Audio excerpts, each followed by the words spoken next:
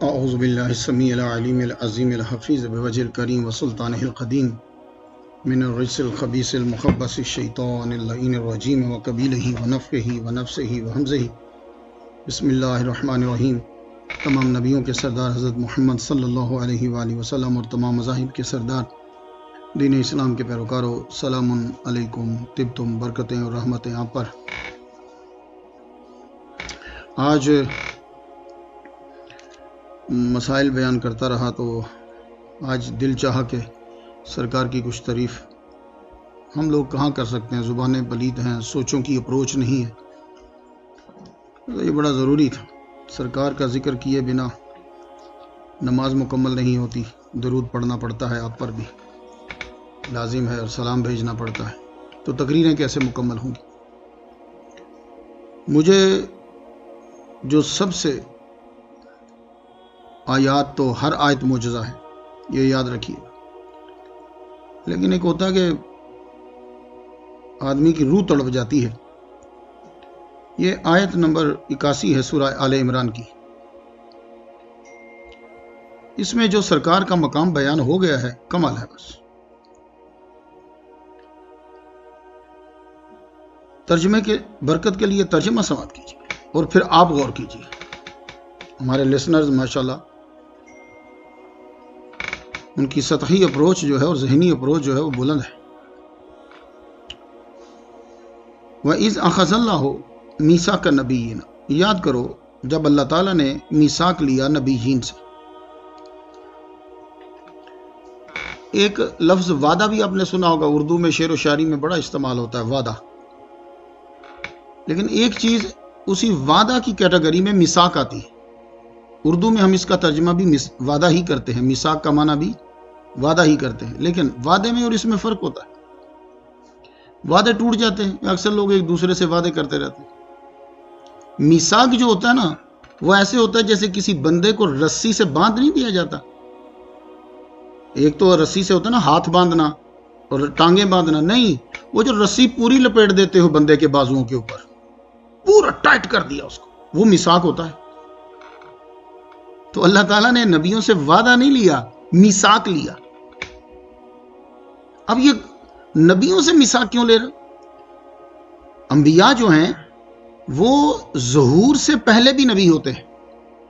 یہ اب اس لیے قرآن پڑھا ہے، حدیث مبارکہ کی تلاوت نہیں کر رہا، وہ نہیں بیان کر رہا آپ کو۔ اللہ تعالیٰ نے نبیین سے میثاق لیا، وعدہ لیا۔ اب اردو میں تو وعدہ ہی ترجمہ کریں گے، اتنا کہہ سکتے ہو کہ پختہ وعدہ لیا نبیین سے۔ رسول نہیں لکھا، کیونکہ رسول جو ہوتا ہے وہ 313 ہیں، ان کی تعداد مخصوص ہے۔ ہو سکتا تھا کہ رسول کہتے تو تشریح کرنے والا اپنی تشریح کرتا کہ نبی شاید نہیں بیٹھے ہوئے تھے، لیکن رسول جو ہوتا ہے وہ نبی ہوتا ہے، پر ہر نبی رسول نہیں ہوتا، اس لیے لفظ نبی استعمال کیا۔ اگر رسول استعمال کیا جائے تو ہر نبی جو ہوتا ہے وہ رسول نہیں ہوتا، لیکن ہر رسول جو ہوتا ہے وہ نبی ہوتا ہے، یاد رکھیے۔ تو اسے رسول کیوں کہتے ہیں؟ اسے رسول اس لیے کہتے ہیں کہ رسول کے پاس شریعت نہیں ہوتی ہے، احکامات نہیں ہوتے ہیں۔ اور یہ جو تشریح کی ہے نا کہ رسول کے پاس کتاب ہوتی ہے، یہ مجھے کچھ تھوڑی سی کھٹکتی ہے تشریح۔ کیوں؟ اس لیے کہ کتابیں ٹوٹل پیمفلٹ بھی ملا کر 137 پیمفلٹ ہیں، 4 کتابیں ہیں، تو رسول 313 ہیں۔ تو یہ تشریح مجھے اس لیے کھٹکتی ہے، یہ جو ڈیفینیشن کرتے ہیں نا رسول کی، رسول وہ ہوتا ہے جس کے اوپر کتاب اترتی ہے۔ تو اگر کتاب سے مراد پیمفلٹ لو، رسالہ، تو وہ 137 ہیں، اور اگر تم اس سے مراد ٹوٹل یہ کتاب لو اس طرح، جیسے توراہ ہے، زبور ہے، انجیل ہے، تو وہ 4 ہیں۔ تو کتابیں کم ہیں، رسول زیادہ ہیں۔ تو ڈیفینیشن کا مقصد تو یہ ہوتا ہے کہ جس میں سارے آ جائیں، جس کو ہمارے ہاں جامع معنی کہتے ہیں۔ تو یہ ڈیفینیشن کچھ فٹ نہیں بیٹھ رہی، تو میں یہ ڈیفینیشن کرتا ہوں کہ رسول وہ ہوتا ہے کہ جس کے پاس کچھ احکامات پچھلے سے نئے ہوں، اب وہ چاہے ریٹن میں ہوں چاہے ویسے اس کے اوپر نازل ہوں، اب کچھ صحیح ہو جائے گا۔ تو یہاں نبیین کہا تو نبیین میں رسول آ جائیں گے، اولو العزم آ جائیں گے، سب آ جائیں گے. تو نبیین سے بیٹا، اب نبیین اللہ کہہ رہا ہے، تو معلوم یہ ہوا کہ آپ یہ نہیں کہہ سکتے کہ حضور پاک نبی 40 سال کے بعد بنے. یہ غلط ہوگا، کیونکہ حضور پاک تو سارے نبیوں کے سردار ہیں. اور یہاں اللہ فرما رہا ہے کہ نبیوں سے وعدہ لیا. ابھی ایک نبی زمین پر نہیں آیا. آدم علیہ السلام کا جسم بھی نہیں بنا. تو جب جسم بنے گا تو آگے اولاد ہوگی، اولاد ہوگی تو آگے ظہور ہوگا. تو یہاں تو آدم علیہ السلام کا جسم بھی نہیں بنا. تو اللہ تعالیٰ کہہ رہا ہے نبیوں سے وعدہ لیا. تو معلوم ہوا نبی نبی ہوتا ہے، وہ ظہور ہو یا نہ ہو. جسم میں آنے سے پہلے بھی نبی ہوتا ہے، اور جب جسم سے نکل جائے تو بھی وہ نبی رہتا ہے. جی، تو نبیوں سے وعدہ لیا. سارے انبیاء کی اب اس میں گفتگو کس چیز کا وعدہ لیا جا رہا تھا؟ ایک بہت بڑی ہستی ہے جو ان کے سردار ہیں. اب اللہ کیا فرماتا ہے سنیے، لما آتیتکم من کتاب، جب میں تمہیں دے دوں کتاب، وحکمہ، اور دانائی دے دوں. ہم عام طور پر حکمہ کا معنی حدیث کرتے ہیں. نبی کی جو ایکسپلینیشن تشریح ہوتی ہے، جو اس پر کتاب اترتی ہے نا، اس کی جو ایکسپلینیشن کرتا ہے اس کو عام طور پر ہم حکمہ ہی کہتے ہیں. تو جب میں تمہیں کتاب دے دوں، میں تمہیں حکمت دے دوں، ثم جاءکم رسول، پھر تمہارے پاس رسول آئے. یہ جو سما ہوتا ہے نا، سما، اس کا معنی بھی پھر ہوتا ہے، فا کا معنی بھی پھر ہوتا ہے، جس کو آپ انگلش میں دین کہتے ہیں. لیکن انگلش میں تو پتہ نہیں دین کا کیا معنی ہوگا. میں آپ کو عربی میں بتا دوں کہ فا بھی پھر، سما بھی پھر، جس کو آپ نارملی جلدی سے تو کہہ دیتے ہیں، تو پھر. تو وہ جو ہے سما اور فا میں فرق ہوتا ہے. فا کیا ہوتا ہے؟ ایک چیز بعد میں آتی ہے لیکن اس میں ٹائمنگ، کوئی وقفہ نہیں ہوتا. ادھر یہ کام ہوا، ادھر وہ فوراً، بیچ میں کسی اور چیز کی آمد نہیں ہے. فَإِذَا فَرَغْتَ فَانْصَبْ، جب تم نماز سے فارغ ہو جاؤ تو دعا مانگو. اب وقفہ نہیں، اس لیے آپ جب جو ہی آپ نماز جنازہ پڑھتے ہو تو فوراً دعا مانگتے ہو. تو فا میں، فا کا معنی بھی پھر ہے، پر اس پھر میں ٹائم نہیں ہوتا. سما کا معنی بھی پھر ہے، لیکن اس کے اندر لمبا ٹائم ہوتا ہے. 1 دن، 2 دن، 1000، 2000، 5000، 10,000، یہ سما ہوتا ہے. تو ثم جاءکم، پھر رسول آ جائے. اب رسول کا نام نہیں لیا، دیکھا، رسول کا نام نہیں لیا. کہنا چاہیے تھا کہ پھر تمہارے پاس محمد آ جائے، نہیں، پھر رسول آ جائے. تو جب تنہا رسول بول دیا جائے تو محمد مصطفیٰ ہی مراد ہوتے ہیں. ٹھیک ہے، اس لیے جب آپ یا رسول اللہ کہتے ہو تو اکثر لوگ پوچھتے ہیں یار کس رسول کو پکار رہے ہو؟ رسول تو 313 ہیں. تو اب سوال وہ بھی یہی ہوگا کہ ثم جاءکم رسول، کس رسول کی بات ہو رہی ہے؟ تو جو امتی ہیں نا وہ سمجھ جاتے ہیں کہ کون سا رسول ہے. ثم جاءکم رسول، پھر تمہارے پاس رسول آ جائے. مصدق کل ما معکم، جو تمہارے پاس ہے وہ اس کی تصدیق کرنے والا ہے. یہ حضور کی صدارت ہے، یہ سیادت ہے حضور کی، کہ حضور کا منصب یہ ہے کہ آپ ساروں کی تصدیق کریں. دیکھ لیجیے، آپ سلیمان علیہ السلام کو نبی نہیں مانتے، جی، ان کو جادوگر مانتے ہیں. تو کس نے تصدیق کی کہ سلیمان نبی ہیں؟ محمد مصطفیٰ صلی اللہ علیہ وسلم نے. وہ جو میں نے جادو کا ٹاپک بیان کیا تھا اس کو سن لیجئے گا. نعوذ باللہ، نعوذ باللہ، نعوذ باللہ. سلیمان علیہ السلام کو جادوگر کہتے تھے. کون؟ اپنے ان کا کلمہ پڑھنے والے. تو حضرت داؤد علیہ السلام کو کنگ ڈیوڈ کہتے ہیں، نبی نہیں مانتے. کس نے آ کے تصدیق کی ہے کہ داؤد علیہ السلام نبی ہیں؟ ہمارے محمد صلی اللہ علیہ وسلم نے. بی بی مریم کو کیا لفظ استعمال کرتے ہیں؟ خود جا کے پڑھ لیجیے. میرا منہ زیب نہیں دیتا کہ میں وہ لفظ استعمال کروں. بعض باتیں ہوتی ہیں وہ ترجمہ نہیں کرتا، اس کا مطلب یہ نہیں ہوتا کہ جہاں لکھا ہوا ہے وہ غیر مہذب ہے. بس ایسے ہی کچھ عوامی کچھ اس طرح کی ہوتی ہے. جا کے آپ وہ الفاظ پڑھ لیجیے. مجھے وہ بات یاد آ جاتی ہے جب کسی کے کوئی لفظ نقل کروں، اور ایک صاحب نے آ کر کسی بزرگ سے کہا جی وہ فلاں صاحب آپ کو گالیاں دے رہے تھے، تو انہوں نے گالی بھی بول دی بیچ میں، جو وہ گالی دے رہے تھے وہ گالی بھی بول دی. تو وہ بزرگ کہنے لگے اس نے تو پتہ نہیں دی کہ نہیں دی، پر بہرحال تو نے مجھے گالی دے دی ابھی بیٹھے بیٹھے. ٹھیک ہے نا. تو وہ حضرت مریم علیہ السلام جو ہیں، بی بی مریم، ان کی پاکیزگی کو کس نے بیان کیا؟ ہمارے محمد مصطفیٰ صلی اللہ علیہ وسلم. تو اس لیے ہمارا مذہب ہے نا جو سب مذاہب کی عزت کرتا ہے. باقی کسی مذہب کو یہ دعویٰ کرنے کی حق ہی حاصل نہیں ہے کہ جی ہم دوسرے مذہب کی عزت کرتے ہیں. کوئی بھی نہیں کرتا. وہ صرف کمرشل پرابلم ہوتی ہے اگر کوئی کر رہا ہے جی، اور کوئی نہیں. ہمارا مذہب ہے، ہمارے قرآن مجید کے اندر ہر نبی کی عزت. عیسیٰ علیہ السلام کا بھی نام زمین پہ گرا ہوگا نا تو ہم اس کو اٹھائیں گے. جی، عیسیٰ علیہ السلام کا نام زمین پہ گرا ہوگا ہم اٹھائیں گے. سلیمان علیہ السلام کا نام زمین پہ گرا ہوگا ہم اٹھائیں گے. جیسے محمد مصطفیٰ صلی اللہ علیہ وسلم کا نام زمین پہ ہو تو ہم فوراً اٹھا لیتے ہیں. خود عیسیٰ علیہ السلام کو ماننے والے ان کی اتنی عزت نہیں کرتے. ہمیں زمین کے لیے مسجد کے لیے زمین خریدنا تھی. میں، شکیل صاحب، الطاف صاحب، ولی صاحب، تو چند آدمی ہم گئے ایک چرچ میں گئے تو ہم اس کو دیکھ رہے تھے. تو چرچ میں بینچ لگے ہوتے ہیں تو میں نے ایسے ہی نا بینچ کے پاس کھڑا، نیچے اس کے دراز تھا، میں نے دراز کو نکالا تو اس کے نیچے جو ہے وہ ان کی بائبل پڑی ہوئی تھی. اب وہ بینچ کے نیچے ہے تو بینچ کے اوپر بندہ بیٹھا ہوگا تو بینچ پہ وہ بیٹھے گا تو نیچے اس کے نبیوں کے نام. استغفر اللہ استغفر اللہ. ہمارے تو بزرگوں ہمیں سکھا گئے قرآن مجید نیچے گر جائے چومو اور فوراً اس کی خیرات کرو. یہ ڈر ڈالا گیا، اس کی عزت کرنا ہے.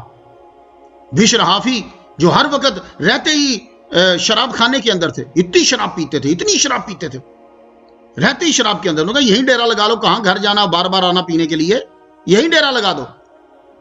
ایک دن آ رہے تھے، امام احمد بن حنبل ان کے بڑے معتقد تھے. ایک دن آ رہے تو رستے میں دیکھا بسم اللہ الرحمن الرحیم. یہ قرآن مجید کی ایک آیا ہے، پورا قرآن نہیں ہے، سورہ نمل کی یہ آیا ہے، انہ من سلیمان و انہ بسم اللہ الرحمن الرحیم. انہوں نے، وہ شراب بھی نہیں جا رہے تھے تو بسم اللہ الرحمن الرحیم دیکھی، لگی اللہ کا نام، فوراً انہوں نے اٹھایا. تو یہ شراب پینے والے جو ہے نا، زیادہ تر ان کے ہاں اگربتی بھی لگی ہوتی ہے، وہ عطر شطر ہوتا ہے ان کے پاس. انہوں نے فوراً عطر جو ہے وہ نکالا، عطر نکال کے بسم اللہ الرحمن الرحیم کو پہلے صاف کیا، صاف کرنے کے بعد عطر لگایا، عطر لگا کے کہا تو اللہ کا نام ہے زمین پہ نہیں، اچھا بلندی پہ رکھ دیا کہ تیری جگہ یہ ہے. پھر شراب خانے میں چلے گئے، شراب پی کر دھت دروازہ کھٹکھٹایا. وقت کے قاضی نے، وقت کے علامہ نے دروازہ کھٹکھٹایا، اس کا جہاں شراب خانہ ہے. وہ لونڈی تو دیکھ کے حیران رہ گئی. اس وقت علماء سے ڈرا کرتے تھے لوگ کہ عالم دین یہاں آ گئے، حضور آپ تشریف لائے. کہا وہ بشر کدھر ہے؟ جی وہ تو دھت ہیں، اٹھے اٹھاؤ. قاضی کا نام سنتے ہی ہوش اڑ گئے. اگر پولیس آپ کے دروازے پہ آ جائے تو کیا حالت ہوتی ہے؟ قاضی صاحب اس دور میں پولیس سے بھی افضل ہوتے تھے. باہر ایک دم بشر حافی آئے، آپ حضور یہاں؟ آپ نے فرمایا تو نے کیا کام کیا ہے آج؟ جی حضور میں نے تو کوئی کام نہیں کیا، اپنا تو کام ہی روز شراب پینا ہے. نہیں کوئی کام کیا بول. جب مجھے بار بار آرڈر ہوا کہ بشر حافی جہاں ہے وہاں پہنچ، بشر حافی جہاں ہے وہاں پہنچ، تو نے کوئی کام کیا بتا دے، مجھے تو نہیں پتا چل رہا. کہنے لگے حضور میں نے آج بسم اللہ الرحمن الرحیم کو صاف کر کے وہ کاغذ پہ لکھی، رستے پہ تھی، میں نے عطر لگا کے اوپر رکھا، خوشبو لگا کے کہ اللہ کا نام پکیزہ ہے، پکیزہ جگہ پہ ہونی چاہیے. انہوں نے سینے سے لگایا، فرمان لگے یہی وجہ ہے تو نے رب کے نام کو پاک کر کے مٹی سے صاف کر کے اوپر رکھا، رب نے تیرے دل کو پاک کر دیا. سینے سے لگ، فیض دیا، توبہ کروائی. اس وقت انہوں نے جوتے نہیں پہنے ہوئے تھے، پھر ساری زندگی انہوں نے جوتے نہیں پہنے، کیونکہ جب میرے رب نے مجھ پہ نظر کرم کی ہے اس وقت میں ننگے پاؤں تھا، اب میں مرتے دم تک میں ننگے پاؤں ہی رہوں گا. اس لیے ان کو حافی کہتے ہیں. بش حافی، حافی ننگے پاؤں کو کہتے ہیں. پھر انہوں نے جوتا نہیں پہنا، جس رستے سے گزرتے تھے وہ ننگے پاؤں گزرتے تھے. ایک دن اسی بازار میں گائے نے گوبر کر دیا. وہ دکان والا کہنے لگا آج لگتا ہے کہ بشر حافی مر گئے ہیں. کسی نے پوچھا تجھے کیسے پتا چلا کہ بشر حافی مر گئے ہیں؟ کہنے لگا اس رستے میں آج تک کسی جانور نے گوبر نہیں کیا کیونکہ بشر حافی گزرتے تھے. آج لگتا ہے دنیا سے چلے گئے ہیں، اس گائے نے گوبر کر دیا ہے. واقعی پتا کیا تو بشر حافی کا وصال ہو چکا تھا. مسلمانوں ہمیں یہ ہماری مائیں سکھاتی تھی. اور اب کوئی سعودی عرب عمرہ کرنے جاتا یا حج کر کے آتا تو قرآن ٹانگوں میں رکھا تھا اس نے. یہ اب کی تعلیم ہے، اس کی عزت کرو. تو وہ تصدیق کرنے والے، تو ہم ہر نبی کی عزت کرتے ہیں. سنیے محمد مصطفیٰ صلی اللہ علیہ وآلہ وسلم تصدیق کرنے والے. تو تصدیق بڑا کرتا ہے، یہ یاد رکھیے گا. آپ بھی جب تصدیق کروانے جاتے ہیں تو بڑے سے کروانے جاتے ہیں. لَتُؤْمِنُنَّ بِهِ وَلَتَنْصُرُنَّ، یہ لازم تھے 2 آرڈر ہر نبی کے لیے. لَتُؤْمِنُنَّ بِهِ، ضرور بر ضرور ان پر ایمان لانا، وَلَتَنْصُرُنَّ ضرور بر ضرور ان کی مدد کرنا۔ یہ ہر نبی کے اوپر لازم تھا، حضور پر ایمان لانا اور حضور کی مدد کرنا۔ قَالَ أَقْرَرْتُمْ، ذرا جملے سنتے جاؤ، اتنی ہی بات کافی تھی اللہ کی نبیوں کے لیے۔ اے نبیوں، ہمارے نبی آئیں گے، وہ تمہاری تصدیق کرنے والے ہیں، آخر میں آئیں گے اور تم نے اس پر ایمان لانا، that's it۔ نہیں، تیور دیکھو، انداز دیکھو، تاکہ تمہیں سمجھ آئے کہ نبی ہمارے جیسا نہیں ہوتا، خاص طور پہ حضور پاک۔ قَالَ أَقْرَرْتُمْ، اللہ نے پوچھا کیا اقرار کرتے ہو کہ تم ایمان لاؤ گے اور ہیلپ کرو گے؟ لو، اتنے پہ بھی بات ختم ہو جانی چاہیے تھی۔ ٹھیک ہے جی اللہ پاک، ہم اقرار کرتے ہیں۔ اللہ کہتا ہے وَأَخَذْتُمْ عَلَىٰ ذَلِكُمْ إِصْرِي، تم اس بھاری ذمے کو قبول کرتے ہو۔ اب لفظوں پہ لفظ دیکھتے جائیے گا اور نبی کا مقام دیکھیے گا کتنا نازک مسئلہ ہے۔ قَالُوا أَقْرَرْنَا، ساروں نے کہا، سارے نبیوں نے کہا ہم اقرار کرتے ہیں کہ ہم محمد مصطفیٰ پر ایمان لائیں گے، ان کی مدد کریں گے۔ قَالَ فَعْلُوا، اتنے پہ بات ختم ہو جانی چاہیے تھی۔ جب نبی کہہ رہا ہے کہ ہم اقرار کرتے ہیں، کہا نہیں، تنہا اقرار کافی نہیں۔ قَالَ فَاشْهَدُوا، کبھی قرآن پڑھا آپ نے؟ نہیں پڑھا۔ قرآن پڑھتے تو حضور کی گستاخی کرتے ہی نا۔ قَالَ فَاشْهَدُوا، کہا ایک دوسرے کے گواہ بن جاؤ۔ اے شیس، آدم علیہ السلام کے گواہ، ہر نبی کو دوسرے کا گواہ بنا دیا۔ سلیمان، داؤد علیہ السلام کے گواہ، اے یوسف علیہ السلام، یعقوب علیہ السلام کے گواہ، گواہ بن جاؤ ایک دوسرے کے کہ تم نے اقرار کیا، انہوں نے بھی اقرار کیا، انہوں نے اقرار کیا، میں گواہی دیتا ہوں، سب نے اقرار کیا ہم محمد مصطفیٰ کا۔ ادھر نماز، روزہ، حج، زکوٰۃ، توحید کوئی نہیں ہے، صرف ایک بات پر ایک دوسرے کو گواہ بنایا جا رہا ہے کہ محمد مصطفیٰ پر ایمان لانا ہے۔ دیکھ رہے ہیں آپ، میں ابھی قرآن پڑھ رہا ہوں اور آپ بھی جا کر کھول لیجئے، سورہ آل عمران آیت نمبر 81۔ ایک دوسرے کو گواہ بناؤ، حالانکہ نبی کبھی جھوٹ نہیں بولے گا، استغفر اللہ، نبی کبھی جھوٹ بولتا ہی نہیں، لیکن ایک دوسرے کے گواہ بن جاؤ۔ گواہی تبھی تو لی جاتی ہے نا کہ کوئی آدمی جھوٹ نہ بول جائے۔ آپ کس طرح وٹنس کے سائن کیوں کرواتے ہو، سگنیچر کیوں کرواتے ہو؟ تاکہ اگر یہ آدمی جھوٹ بولے تو جو گواہ ہے وہ آ کے عدالت میں بتائے کہ جناب اس نے یہ اقرار کیا تھا۔ تو کیا نبی جھوٹ بولے گا؟ استغفر اللہ، ایسا ہو ہی نہیں سکتا۔ لیکن یہ حضور کے مرتبے کو لفظوں سے واضح کیا جا رہا ہے۔ فَاشْهَدُوا، اور آگے سن لو، خدا کی قسم اس جملے کے بعد تو میں سمجھتا ہوں کہ نظریں ہی نہ اٹھیں، توہین کا شائبہ تک نہ ہو، وہم و گمان نہ ہو، اور تم اعلیٰ حضرت کو دعائیں دو۔ وہ کیا ہے؟ اللہ کہنے لگا وَأَنَا مَعَكُم مِّنَ الشَّاهِدِينَ، میں بھی تمہارے ساتھ گواہوں میں سے ہوں۔ تم تو ایک دوسرے کے گواہ بن گئے ہو، اب میں بھی گواہوں کے ساتھ ہی ہوں، مَعَكُم، کہ تم نے گواہی دی ہے کہ تم محمد مصطفیٰ کا کلمہ پڑھو گے۔ یہ نبیوں سے بات ہو رہی ہے، بات نبیوں سے ہو رہی ہے، سنایا تمہیں جا رہا ہے سب کو۔ اب آخری جملہ سن لو، اس کے بعد تو انسان کے ذہن سے یہ وائرس ختم ہو جانا چاہیے کہ وہ کسی صورت میں بھی نبی کی توہین کرے۔ فَمَن تَوَلَّا، پس جو پھر گیا، حالانکہ یہ شائبہ تک نہیں ہے، لیکن پھر بھی جملہ سنیے، فَمَن تَوَلَّا بَعْدَ ذَلِكَ، جو تم میں سے اس کے بعد پھر گیا، اس نے حضور کی مدد نہ کی، حضور پر کلمہ نہ پڑھا، پھر گیا، فَأُولَٰئِكَ هُمُ الْفَاسِقُونَ، وہ فاسقوں میں سے ہے۔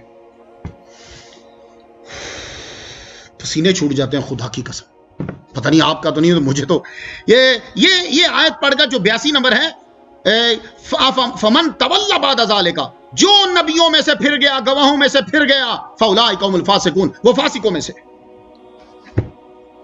اب بتائیے آپ، تو میں آپ سے اب یہ پوچھتا ہوں، لَتُؤْمِنُنَّ کا تو ثبوت مل گیا، معراج کا جو منکر ہوگا وہ اس آیت کا منکر ہوگا۔ کیوں؟ سارے انبیاء کرام ایک ہی جگہ اکٹھے ہوئے ہیں، وہ ہے معراج، ٹھیک ہے؟ معراج میں وہ اکٹھے ہوئے، ان ساروں نے حضور کے پیچھے نماز پڑھ کے یہ بتا دیا یہ ہمارا امام، ہم نے اس کا کلمہ پڑھ لیا ہے، وہ تو ہو گیا، ٹھیک ہے؟ آپ جائیے جیروسلم، جا کر وہاں مسجد براق دیکھ لیجیے، جائیے جیروسلم، وہ جگہ جا کے دیکھ لیجیے، وہ جگہ ہے، شاید ابھی آپ زیارت کر پاؤ، پھر پتہ نہیں قسمت یا نصیب، وہ جگہ ہیں، ابھی تک تو ہیں۔ انبیاء نے لَتُؤْمِنُنَّ تو ہو گیا، وَلَتَنْصُرُنَّ کیا ہے؟ بس یہ بات سمجھا کے میں آپ سے اجازت چاہوں گا کہ لازمی ہے ہر نبی پر کہ وہ حضور کی ہیلپ کرے۔ تو حضور مشکل میں کہاں ہوئے؟ بدر میں مشکل میں تھے، کوئی نبی نہیں آیا۔ احد میں حضور صلی اللہ علیہ وسلم پر اٹیک ہوا، ڈائریکٹ آپ کا خون مبارک بھی نکلا، کوئی نبی نہیں آیا۔ طائف میں اتنے پتھر مارے گئے، سرکار صلی اللہ علیہ وسلم کا اتنا خون بہا کہ نالین مبارک میں خون اندر چلا گیا کہ پاؤں جب نکالا تو پاؤں نکلنا مشکل ہو گیا تھا، کیونکہ خون جب تھوڑی دیر رہتا ہے نا زمین پہ تو پھر وہ جم جاتا ہے. یہ خون میں خاصیت ہے کہ آپ اس کو 5 سال بعد بھی جا کے دیکھو تو یہ آپ کو کوئی نشان مل جائے گا. پہلے یہ زمین جذب کر لیتی تھی، لیکن پہلے قتل کے بعد اس کو آرڈر آ گیا زمین کو کہ تو نے خون کو اب جذب نہیں کرنا. نو، اس لیے یہ جتنے بھی سی اے ڈی والے یہ سارے لوگ ہوتے ہیں، یہ وہاں خون کے نشان کو ڈھونڈ لیتے ہیں، بھلے سے آپ صاف کر دو. وہ خون مبارک جم گیا. آپ نے پاؤں مبارک جب نکالا تو کوئی نبی نہیں آیا وہاں، ایک ہی بندہ تھا ساتھ. پھر تو سنو، مدد کئی طرح سے ہوتی ہے. یہ بھی مدد ہوتی ہے کہ آنے والے کا ذکر کیا جائے، یہ بھی ہیلپ ہوتی ہے. اب میں تقریر کرنے آتا ہوں تو لوگ اعلان کرتے ہیں، یہ بھی ایک ہیلپ ہے میری. میدان کو صاف کیا جائے، لوگوں کے ذہنوں میں بٹھایا جائے. تو ہر نبی نے اپنے دور کے اندر محمد مصطفیٰ صلی اللہ علیہ وآلہ وسلم کا ذکر کیا. چونکہ وہ کتابیں ہم تک نہیں ہیں اصلی حالت میں، اس لیے اصلی نہیں مل رہا. یہ انتظار رہا. ہر نبی جانے سے پہلے کیا گیا، ہمارے بعد محمد مصطفیٰ آئیں گے، وہ نبیوں کے سردار ہوں گے. حضرت آدم علیہ السلام نے مرتے ہوئے جب دنیا سے جا رہے تھے اپنے بیٹے شیس کو کہا تھا، یہ میرے پاس حوالے ہیں، شیس علیہ السلام کو وصیت کرتے ہوئے کہا تھا اور آخر میں یہ بتایا تھا، سن میرے بیٹے، میں نے محمد صلی اللہ علیہ وسلم، یہ میری ہی اولاد سے ہیں پر ہم سب کے سردار ہیں، یہ آئیں گے، ان کے صدقے سے اللہ نے میرے پہ توجہ کی ہے، تو تم بھی ان کا ذکر کرنا. تو شیس علیہ السلام کو کہا. اس طرح ہر نبی آنے کہتا رہا. پھر ابراہیم علیہ السلام آئے. ابراہیم علیہ السلام خانہ کعبہ کے پاس کھڑے ہو کے کہتے ہیں ربنا وبعث فیہم رسولا فیہم، ان میں رسول بھیج. پاس کون تھا؟ اسماعیل علیہ السلام. ان میں رسول بھیج. کوئی رسول نہیں آیا سوائے اسماعیل علیہ السلام کی اولاد میں، کوئی رسول نہیں آیا سوائے محمد مصطفیٰ صلی اللہ علیہ وسلم. انہوں نے بھی ذکر کر دیا، آگے بھی ذکر چلتا ہوگا. کتب میں ہے آخری نبی آگے. وہ کون ہے آخری؟ یعنی سیکنڈ لاسٹ، حضرت عیسیٰ علیہ السلام. حضرت عیسیٰ علیہ السلام نے بندوں کو بٹھا لیا. وہ حواری جو تھے آپ کے دوست، کچھ ان میں سے مچھلیاں پکڑنے والے تھے، کچھ اس میں سے کپڑے دھونے والے تھے. انہوں نے آپ کا کلمہ پڑھا. ان کو بٹھا کے پھر آپ نے کہا سنو، کیونکہ کھلی پرمیشن تو ہوتی نہیں تھی. عیسیٰ علیہ السلام جب کبھی محفل لگاتے تھے کھلی تو آپ کی محفل کو اڑا دیا جاتا تھا، پولیس آپ کے پیچھے پیچھے رہتی تھی. پھر آپ چھپ کر تبلیغ کرتے تھے اپنے دوستوں کو. تو جس نے آپ کا کلمہ پڑھا تھا اسی ایک نے بیچ میں سے پیسے لے کے مخبری کر دی، عیسیٰ علیہ السلام کو پکڑوا دی. وہ جب قید ہوئے تو تب اللہ تعالیٰ نے جبریل علیہ السلام کو بھیجا تو اٹھا لی. اپنا ہی بندہ مخبری کر گیا، انہی کا کلمہ پڑھنے والا. حضرت عیسیٰ علیہ السلام نے پھر کہا، اب بیٹھے ہوئے انہوں نے کہا، تو اب ہر نبی اپنے اپنے دور میں تو ذکر کر رہا حضور کا. تو عیسیٰ علیہ السلام جب آئے تو انہوں نے کہا مبشرم برسول یاتی من بعدی، میں تمہیں خوشخبری دیتا ہوں. یہ خوشخبری کب ہوتی ہے؟ خوشخبری تب ہوتی ہے جب چیز قریب ہوتی ہے. ٹھیک ہے، چیز قریب ہوتی ہے. آپ نے امتحان پاس کر لیا، اسکالرشپ آ گئی، تو آپ دے کے جاتے ہو، ابا جی میں خوشخبری سناؤں آپ کو، مجھے اسکالرشپ مل گئی. تو بالکل قریب تھی. یا مجھے فلاں کالج میں داخلہ ملنے 2 مہینے کے بعد مجھے داخلہ جو ہے وہ میرا مل گیا، میں 2 ماہ بعد چلا. خوشخبری زیادہ تر اتنا وقت نہیں لیتی. جب آپ خوشخبری سنانا چاہتے ہیں تو عیسیٰ علیہ السلام نے یہ کہا میں تمہیں خوشخبری دینے والا ہوں، مبشرن برسول، رسول کی کہ جس کا انتظار ہوتا رہا، لوگ تذکرہ کرتے رہے. میں تمہیں اس نبی کی خوشخبری دے رہا ہوں، وہ اب میرے بعد آئے گا، میرے بعد اور کوئی نبی نہیں. اس لیے جن لوگوں نے یہ کہا کہ یحییٰ علیہ السلام آپ کے بعد نبی ہیں، وہ غلط ہے. ڈکشنری دوبارہ جا کے پڑھیں. یحییٰ علیہ السلام عیسیٰ کے بعد کے نہیں ہیں، وہ آپ کے کزن لگتے ہیں، وہ آپ کے ہوتے ہوئے ہی ہیں یحییٰ علیہ السلام. تو مبشرم برسول یاتی، میرے بعد جو نبی تو میرے بعد آئے گا. اب دیکھیے عیسیٰ علیہ السلام کون ہیں؟ خوشخبری دینے والے کون ہیں؟ منادی کرنے والے کون ہیں؟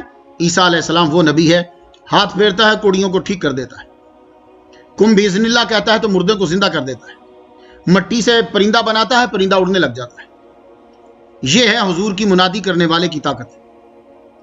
حالانکہ منادی کرنے والے کی کوئی اتنی طاقت نہیں ہوتی. پرانے دور میں منادی کرنے والے کی کیا طاقت ہوتی تھی؟ وہ منادی کیسے کرتا تھا؟ اس کے ہاتھ میں ایک ڈھول ہوتا تھا، وہ یوں پکڑ کے یوں مار کے تو چوک میں کھڑا ہو جاتا تھا، کہتا تھا سنو حاکم کا حکم ہے، میں صرف خبر دینے والا ہوں. خبر جو ہے وہ یہ ہے، یہ نیوز کاسٹ ہوتا تھا. بس یہی خبریں ہوتی تھی. اسی طرح خبریں پھیلتی تھی. یہ پرانے دور میں اس کو کہتے تھے منادی ہے, تو وہ بجاتا تھا. تو اگر اس سے پوچھتے تھے یار ایسا کیوں ہو رہا ہے, ایسا کیوں ہوا, تو وہ آگے سے جواب دیتا تھا بھائی میں تو صرف منادی کرنے والا ہوں, میرے پاس کوئی اختیار نہیں ہے. بلا تشبیہ بلا تشبیہ بلا تشبیہ 3 بار کہہ دیا. اب سنو, منادی کرنے والے کے پاس کوئی اختیار نہیں ہوتا, وہ صرف چیز کو سنا دیتا ہے. میرے محمد مصطفیٰ صلی اللہ علیہ وسلم کی منادی کرنے والے کی بات ذرا سنو اور مقام سنو. ہاتھ پھیرے تو کوڑی کو ٹھیک, جزام والے کو ٹھیک. ہاتھ پھیرے تو نبینا جو بدیشی نبینا ہے اس کی آنکھیں ٹھیک. کم بزن اللہ کہے تو مردے کو زندہ کر دے. گھر میں تم کھانا چھپا کر آؤ تو یہاں بیٹھ کے بتا دے کہ تمہارا کھانا فلاں کمرے میں اتنے کلو چھپا ہوا ہے. کوئی بندہ کھا کر آئے تو وہ, یہ سب میں قرآن کا خلاصہ بیان کر رہا ہوں, وہ تم لوگ آؤ تو وہ بتا دے کہ تم یہ روٹی کھا کر آئے ہو. وہ نبی کہہ رہا ہے کہ میرے بعد ایک رسول آنے والا ہے, اور جس کی منادی کرنے والے کی اتنی طاقت ہے تو جس کی وہ منادی کر رہا ہے اس محمد مصطفیٰ کا کتنا مقام ہوگا. ایک بات ہے نا سمجھنے کی, قرآن یہ بھی قرآنی ہے, قرآنی سے آپ کو سنا رہا ہوں, ان کا مقام کتنا ہوگا. اور پھر انہوں نے نام بھی بتا دی. انہوں نے کہا سنو, میرے بعد جو رسول آئے گا نا اس کا نام احمد ہے. یہ نام بتانا بڑا ضروری تھا. حضور نے فرمایا میرا عرش پہ نام احمد ہے, یعنی آسمانوں پہ میرا نام احمد ہے اور زمین پہ میرا نام محمد ہے. اس لیے آپ لوگ محمد کہتے صلی اللہ علیہ وسلم. اور عیسیٰ علیہ السلام نے احمد کیوں کہا؟ وہ زمین والے نہیں ہیں, وہ زمین والے ابھی بنیں گے, وہ بھی آسمان والے ہی ہیں. چونکہ انہوں نے آسمان پہ جانا, ابھی تک وہی ہیں. وہ 33 سال کے تھے, 33 ایئرز اولڈ تھے, اوپر گئے ابھی تک 33 ایئرز اولڈ ہیں. واپس آئیں گے تو 33 ہوں گے. پھر 40 سال یہاں قیام ہوگا, شادی کریں گے, بچے ہوں گے ان کے, حکومت کریں گے, ایز اے حاکم آئیں گے, as a ruler, as a حاکم. عیسیٰ علیہ السلام جو ہیں وہ چونکہ آسمان کے ہیں تو انہوں نے وہی نام بتایا جو وہاں ہے, اسمہ احمد, ان کا نام احمد ہے. غلام نہیں ساتھ لگایا, احمد ہے ان کا نام. تو حضور کا نام آسمان پہ احمد ہی ہے. تو نام بھی آپ کو بتا دیا. ہر نبی نے حضور صلی اللہ علیہ وآلہ وسلم کا تذکرہ کیا ہے. تو خواتین و حضرات, حضور صلی اللہ علیہ وسلم کی تعریف بہت ضروری ہے. جب نبیوں کی نبوتیں مشروط ہیں حضور کی تعریف کے ساتھ, تو ہماری اور آپ کی یہ جو حیثیت ہے امتی ہونا, یہ کیسے غیر مشروط ہو گیا؟ حضور صلی اللہ علیہ وسلم کی بس تعریف کیا کرو جب موقع ملے. خاص طور پر ہم لوگ میلاد النبی میں کر دیتے ہیں. تو یہ ذہن میں رکھو مسلمانوں, یہ حرام نہیں ہوتا. کیونکہ دیکھو آج بھی لیلۃ القدر ہے, ساتھ ہمارا کہہ رہا تھا آج پھر بسم اللہ پڑھو. وہ روز ہمیں 4000 کے لیے بٹھا لیتا ہے. کیوں؟ وہ کہتا ہے کہ لیلۃ القدر میں قرآن اترا ہے. اس کی دلیل ٹھیک ہے. اب میں اس سے پوچھتا ہوں کہ ہر لیلۃ القدر میں اترا؟ کہتا نہیں, ایک دفعہ ہی اترا تھا. لیلۃ القدر میں قرآن اترا ہے, انا انزلناہ فی لیلۃ القدر, ایک رات قرآن اترا تھا. اس کے بعد زندگی بھر دوبارہ نہیں اترا. لیکن فرشتے آج بھی اترتے ہیں, رحمت آج بھی اترتی ہے, سعد ہمیں آج بھی جگا رہا ہے, ولی بھائی آج بھی پڑھ رہا ہے, یہ سارے نور بھائی اعتکاف اب بھی بیٹھ رہے ہیں, لیلۃ القدر کو اب بھی ڈھونڈ رہے ہیں, فرشتے اب بھی سلام لے رہے ہیں, جبرائیل اب بھی اتر رہے ہیں, پر قرآن نہیں اتر رہا. تو یار آپ لوگ اتنے ذہین ہو, مجھے سمجھ نہیں آتی کہ تم حضور کے بارے میں ڈل کیوں ہو جاتے ہو, بلکہ ڈل ہو جاتے ہو. تم ڈل کیا, ڈل ہو جاتے ہو. کچھ تھوڑا سا تو زبردست ہونا چاہیے کہ جب قرآن مجید ایک رات میں اترا اور ہر رات برکتیں اتر رہی ہیں, ہر رات فرشتے اتر رہے ہیں, ہر رات رحمت اتر رہی ہے, جب بھی وہ لیلۃ القدر آ جاتی ہے تو محمد مصطفیٰ صلی اللہ علیہ وسلم ایک رات ہی پیدا ہوئے. صبح آ رہی تھی, رات جا رہی تھی, لیکن وہ برکتیں اب بھی آتی ہیں, وہ رحمتیں اب بھی آتی ہیں, وہ سکون اب بھی آتا ہے. تو اس لیے حضور کا ذکر کیا کرو. اب آپ, لیکن یہ ضروری نہیں ہے کہ آپ ایک دن کرو, جب مرضی کرو. پر ایک بات بتا دوں آپ کو کہ اگر آپ جس دن حضور پیدا ہوئے ہیں اس دن کریں گے تو جذبہ زیادہ ہوگا. آپ دیکھو پاکستان کا آزاد ہوا 14 کو, انڈیا کا آزاد ہوا 15 کو. آپ کبھی بھی آزادی منا سکتے ہیں, لیکن جو 14 اگست کو آپ کے ذہن میں جذبہ پیدا ہوگا نا, وہ 26 جولائی کو نہیں ہو سکتا. تو 12 ربیع النور کو جو ایک جذبہ پیدا ہوگا وہ اس کے علاوہ نہیں پیدا ہو سکتا. ورنہ حضور صلی اللہ علیہ وسلم کتاب الصیام مسلم شریف میں, یہ سب لوگ سن لیجئے, کتاب الصیام مسلم شریف, یا رسول اللہ آپ منڈے کو روزہ کیوں رکھتے ہیں؟ حضور نے فرمایا میں اس دن پیدا ہوا تھا, لفظ نہ ہو مجھے پکڑ لینا گریبان سے, میں اس دن پیدا ہوا تھا. لو وہ مہینے میں 4 بار اپنی برتھ ڈے منا رہے ہیں روزہ رکھ کے. حضور کے نزدیک یہ چیزیں تو کچھ نہیں, وہ برتھ ڈے 4 ہفتے 4 دفعہ منا رہے ہیں ہر مہینے میں, اور ہم سال کے بعد ایک دفعہ نہیں منا سکتے. محمد مصطفیٰ صلی اللہ علیہ وسلم کی تعریف بہت ضروری ہے آپ لوگوں کے لیے. کبھی قیامت کا منظر آیا تو انشاءاللہ ڈیٹیل سے پیش کروں گا, کافی وقت ہو گیا ہے, لیکن ایک بات سنتے جاؤ تیزی سے. قیامت کا دن آپ غور کر لو. قیامت کے دن آپ کو اگر کوئی جلسے نظر آ رہے ہیں یا کوئی باتیں نظر آ رہی ہیں تو مین بات حضور کی تعریف ہی نظر آ رہی. مجھے تو اور کچھ نظر آئے نہیں. اگر تم کو جی نہیں مین بات حساب و کتاب ہے, اچھا اللہ تعالیٰ نعوذ باللہ کوئی بنیے والا سسٹم ہے کوئی, اس کو تو پہلے ہی پتا ہے تو نے کتنی نیکی کرنی, اس کو پتا ہے تو نے کتنے گناہ کرنے, اس کو پتا ہے پہلے سے پتا ہے. تو یہ حساب والا دن مقرر کرنے کی کیا ضرورت ہے؟ جتنے دوزخی ہیں, حضور نے ایک دن فرمایا تقریر کرتے ہوئے کہ اللہ نے مجھے 2 کتابیں دی ہیں, یہ دائیں ہاتھ میں کتاب ہے سارے جنتیوں کے نام ہیں, یہ بائیں ہاتھ میں جو کتاب ہے سارے دوزخیوں کے نام ہیں, یہ بخاری میں ہے. حضور پاک کو پتا ہے جنتی کون دوزخی کون, تو اللہ کو نہیں پتا. تو پھر تم مجھے کیوں کہہ رہے جی قیامت والے دن حساب و کتاب ہوگا؟ یہ ایک بہانہ ہے. وہ حساب و کتاب کے لیے بلا لیا, بلا کے سارے بندے اکٹھے کر دیے, سارے بندے جتنے مرے پیدا ہوئے جو ہے سب کٹھے کر کے کھڑے کر دیے. کہا چلو اب جب مجمع ہوتا ہے تو جھنڈا بھی ہوتا ہے, جھنڈا ہمارے محمد مصطفیٰ کو دے دو. اور جو ٹاپ کے آدمی ہیں, جو اپنے دور کے سیلیبریٹی تھے, نیک کے بد نہیں, یہ سیلیبریٹی کہاں ہوتے ہیں, یہ تو جو نبی ہیں وہ سب اس جھنڈے تلے آ جائیں. سارے انبیاء اس جھنڈے کے تلے. اور اب محمد مصطفیٰ صلی اللہ علیہ وسلم کی شان دکھائی جا رہی ہے. شان کیا ہے؟ مسلمانوں تم خوش ہو جاؤ, سارے نبیوں کے پاس ہم جائیں گے. یہ بخاری شریف میں بھی ہے, باب الشفاعت نکالنا. تو سارے نبیوں کے پاس جائیں گے, کہیں ہمارا کوئی بھی نبی ساتھ نہیں دے گا اس وقت. وہ یہی کہیں گے بھائی چلے جاؤ, اذهبوا الى غیری اذهبوا الى غیری اذهبوا الى غیری. پھر وہی بات آ گئی عیسیٰ کی. آخر میں عیسیٰ علیہ السلام کے پاس پہنچیں گے. عیسیٰ علیہ السلام کہیں گے تم کیوں در بدر پھر رہے ہو, میں نے تمہیں بتایا نہیں تھا؟ وہ حضور پاک ہیں, جاؤ ان کے پاس, وہیں آج کام ہوگا تمہارا. لو جی حضور کے پاس سب جائیں گے. سب سے پہلے قیامت کو اللہ کو سجدہ میرا نبی کرے گا. کسی بندے کو پرمیشن نہیں ہوگی کسی مائی کے لال کو اللہ کو سجدہ کر جائے. یہ میرا چیلنج ہے پوری دنیا کے مولویوں کو, کوئی حدیث نکال دو کہ قیامت کے دن کوئی مائی کا لال اللہ کو سجدہ کر جائے.